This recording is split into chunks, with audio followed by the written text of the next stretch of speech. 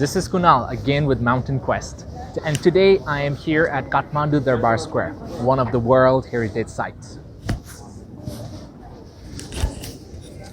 Kathmandu Durbar Square is located in the heart of capital Kathmandu.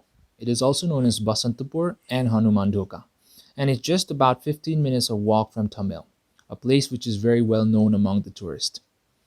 It is one of the three Durbar squares in the capital, other being Patan Durbar Square and Bhaktapur Durbar Square. Unlike the other two Durbar squares, this one served as the home for the kings of our country, Nepal. After the unification, a big palace was built within the area for the kings to live in, but as of now, it serves as a museum. Kathmandu Durbar Square, often known as a place where different kings ruled our country for generations. It is also a home to the living goddess Kumari. And right at my back, it is a very famous stone sculpture of Kal Bhairav. He is one of the gods who coexist both in Hinduism and Buddhism. And this one right over here has its own interesting history altogether. People living in this area are called Newars.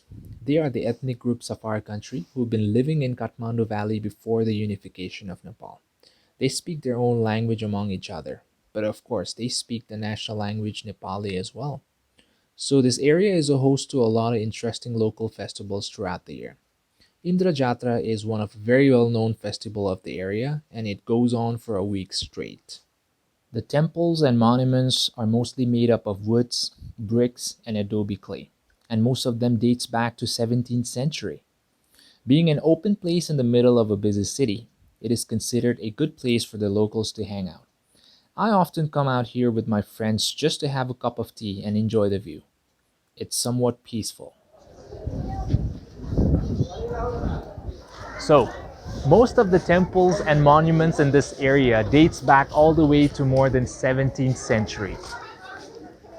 All of the temples were partially or completely damaged during the earthquake that we had in 2015. So most of the temples are either already rebuilt or are still under construction. The devastating earthquake that we had in 2015 took out most of the temples and monuments. Unfortunately, I have to say Kathmandu Durbar Square was the worst in terms of taking damage. This is why most of the temples are still under construction even after 5 years from the earthquake. And having said that, these temples have to be made in exactly the same style it was before. I am here in front of the Kumari temple, also known as the living goddess of Kathmandu Durbar Square. The temple at my back, that's her home. But unfortunately, due to the pandemic, due to the coronavirus, visitors are not allowed to go in the temple. All we are allowed to do is appreciate the artwork of the temple, which has been built during the 18th century. Kumari is the incarnation of the fierce goddess Taleju and is the family goddess of the Mallas. They were the kings who ruled the valley before the unification in 18th century. Even though the Mallas were defeated by the new king, the tradition of worshipping the Kumari continued, and it still continues till date. Kumaris are often selected at a very young age for their purity. The current one is just about 6 years of age now. Hope you liked a small bit of it through the video. And if you have any questions or queries, you can reach me on the Mountain Quest website or in the comment section of the YouTube video. Until then, take care. Namaste.